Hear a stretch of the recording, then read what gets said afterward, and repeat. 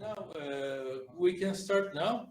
I would like to invite Professor Salman Rawaf for a speech. He is the director of WHO Collaborating Center for Public Health Education and Training. Yes, Professor Rawaf. Well, thank you very much, Chair. Really, first of all, thank you for the organizer for the invitation and give me the opportunity to talk about my passion, which is really primary care. If you can see the slide, that will be great. I mean, the title given by the organizer, and I like it. I think generally we're talking about health systems and the concept and value of primary care, the challenges which are facing primary care today, and at the end I will address some of the opportunities, and if there are any questions, we'll be more than happy to address. And I think all health systems around the world are facing challenges. Nobody can say this health system is doing well. Actually, I'm not aware of any. So there are a lot of drivers affecting the health system negatively and positively, by the way. First of all, the population growth, not only in number, but also the aging population. Is estimated that over 65 will be double by the 2050. We have very limited resources to health services despite the expansion in technology and type of services available compared with what we have about 10 years ago. I will mention the issue of workforce shortages, especially in the primary care. Technology, the impact of technology, again, positive and negative. The drive for efficiency. Every health system wants to be efficient, but majority, they don't know how to make their health system efficient. And of course, the fourth industrial revolution, which is affecting all of us. And I think, let us look at what do we have at a global level, which is a major challenge, is the global burden of disease. Although this is for 2019, but it's not different. We have data now for 2021 just published. It's quite similar. As you see on the right side in the green, that there are increasing impact of long-term condition, chronic diseases, while the decrease, the yellow going in that direction, is really in infectious diseases. Of course, we cannot guarantee that. We've seen in COVID how that is certainly not the case. This is very interesting, and I want people to just look at that, that actually complex patients with complex condition, mainly in tertiary hospitals, so they call it, I don't believe in this term, they consume about 4% of these patients consume 50% of the health service resources, Less complex one, about 18%, consuming 35%. Most of the patients we see in the primary care, which represent about 80%, they actually consume only 15% of resources. So it shows you how important the role of primary care is. And I'll show you some financial figures because they are very, very important to see. I mean, if you look at the spending in the British Health Services, which is called the NHS, the National Health Service, you see this yellow, this blue and black, this side, which is about 50%, 50, of the entire budget of the NHS is spent on wages, on salaries. And this is important. Again, when we compare, for example, costing in the primary care, a contact within the primary care costs about £30. I mean, this is from 2015, but it gives you an indication. It may be increased by a few pounds, few dollars now. The same case, if it go to A&E department, it will cost 3 times, 4 times more. Okay, the same case actually going inpatient, look at this, is 100 times more. So reducing the referral to hospital should be a key objective for efficiency. And that again and again and again showing us how effective primary care is and how stupid governments don't invest in the primary care. Naively because of the pressure which is coming from some colleagues in secondary care. To me, primary care, unless it is comprehensive, then not worth doing. That the type of primary care we are looking for. Available 24 hours, it's holistic, personalized, is about undifferentiated, and the entire population of the area or the country must be registered, and the primary care should function as gatekeeping function. It must be the first contact with the health system, as well as providing, and this is the beauty of it, continuity of the service. I want you to remember this diagram because we will refer to it in terms of challenges and how to deal with it. I think when we look at the challenges which exist now or facing primary care, facing health systems, they are numerous and they come from all directions. But let me address a few of these challenges. First of all, about staffing. We have shortages everywhere in the world. I'm not showing the figure here, but the shortages are so huge. And if you look at the figure here on the right side of the slide, you will see the green color is the number of staff 45, plus. And the pink is over the age of 55. So we have aging workforce, we have low morale, we have fatigue, recruitment problem. They are not paid well. We have remuneration issues. So this is in United Kingdom. So what would be the situation elsewhere? I wonder. So we need to think about it. The whole training of us, actually in medicine and other health professional is about disease, is about healing, and that need to change. There is a lack of focus on lifestyle, lack in holistic approach in many primary care, which I see and I visit, lack of training opportunities to enhance the role, and actually very, very few primary care services applying the public health principle, an issue which I will touch on it in a minute or two. And here, let us talk about it now. If you look at the second challenge, the third challenge here is how we integrate primary care and public health. This is a WHO policy document which I and my colleague have written in 2018, celebrating primary care Alma Ata, and it was in Almaty in 2018. Sorry, in Astana, 2018.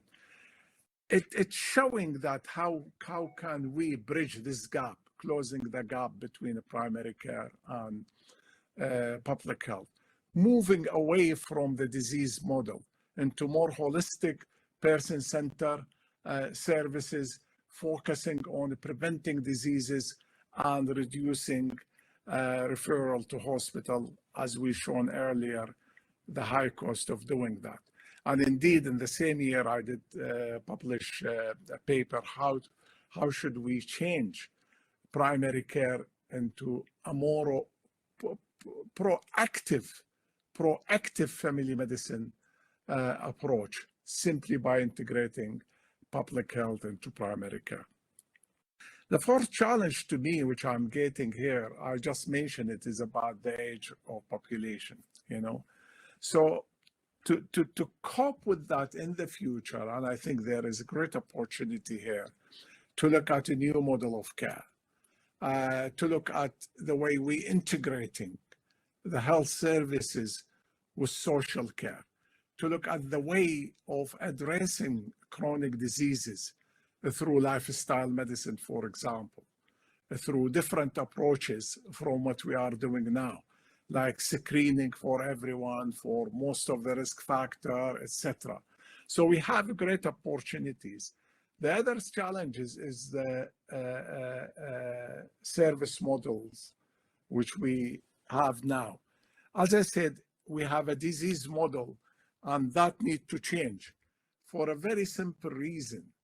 If the services is not 24/7, then it does not meet the need of the population. I know I did a presentation about this 24/7 some years back, and somebody from the audience, and he is very senior in the health services, asked me which country provided 24/7. I said, go and search Google. We need to move, away from reactive to more proactive. We need to look at the way actually primary care, hospital care, social care, other care come together. And the role of other health professionals. The Brazilian developed a fantastic model where they incorporated community health workers within primary care, a number of health workers attached to each primary care. The last things I will talk about seizing the opportunities, and I will give space for colleagues to raise any question. There are a lot of opportunities which we can capture actually to enhance primary care. First of all, let us reshape the services by different planning, different structure, different method of delivery, and integrate what is called integrated care organization. Now we have, such as integrated services or integrated partnership. The UK now reach what is called integrated health board, where 80% of the health service budget held by the GPs, family physician. And they purchase services, which is secondary care services, to meet the need of the population. So they are in the driving seat, and they manage to integrate also social care to health services, because many people without social support, they may stay in the hospital for long term.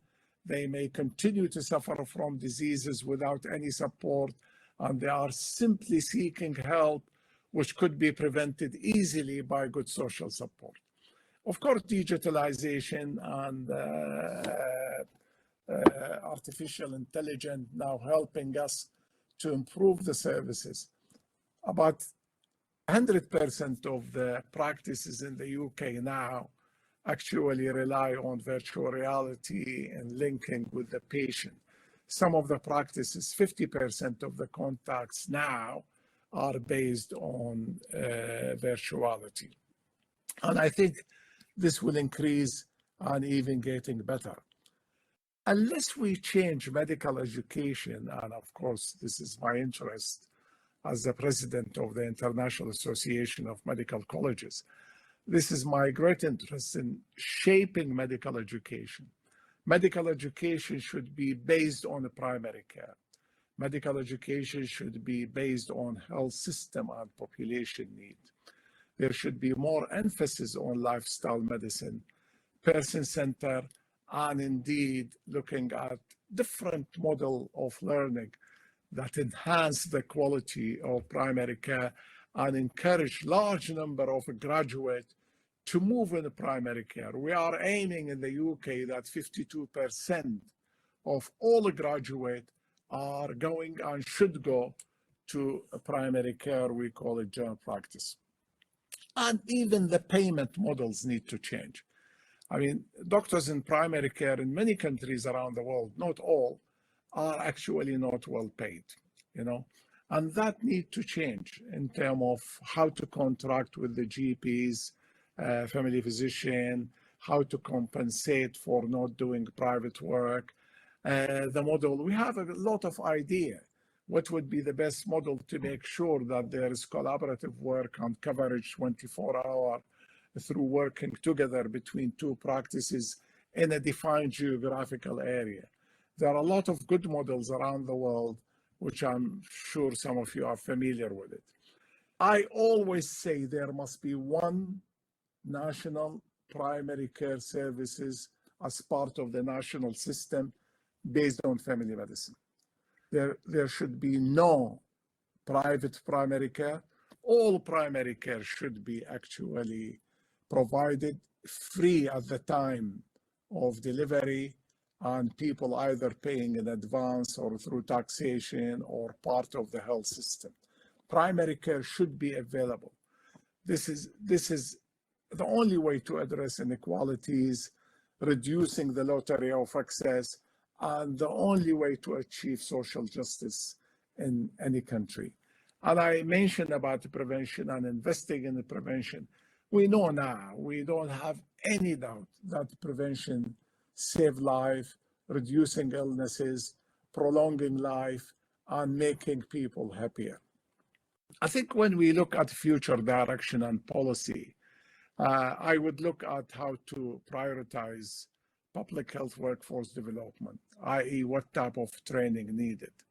You know, some countries now lengthening the training period, giving more opportunities, subspecialty. It doesn't matter as far as you improve the quality and increasing the confidence of the population you serve. I think the social determinant, as we mentioned earlier in terms of integrating primary care and public health, again, cannot be addressed except by primary care team, family medicine, family health, etc. And we have a lot of innovation which we can adopt within the primary care as long as there are investments, sufficient investment in training, in equipment, in people, you know, at a primary care setting. And of course, research, we shouldn't forget that research is very important because it will identify the problems we have, the challenges, and how we address it. And the role of the academic department are very important, but there must be strong link between academic and service department. I said this, and this is a quote in the 80s, sorry, 90s, late 90s in one of my books. I said, without comprehensive primary care, you know, with full population coverage, the health system is weak, expensive, and ineffective. And we need to remember that the more we have inefficiency in the health system, the more we are wasting the people and the state resources. And trust me, WHO estimated about 40% of the health service, the health system resources around the world is wasted. I thank you very much for your kind attention. This is my email, and you can contact me anytime.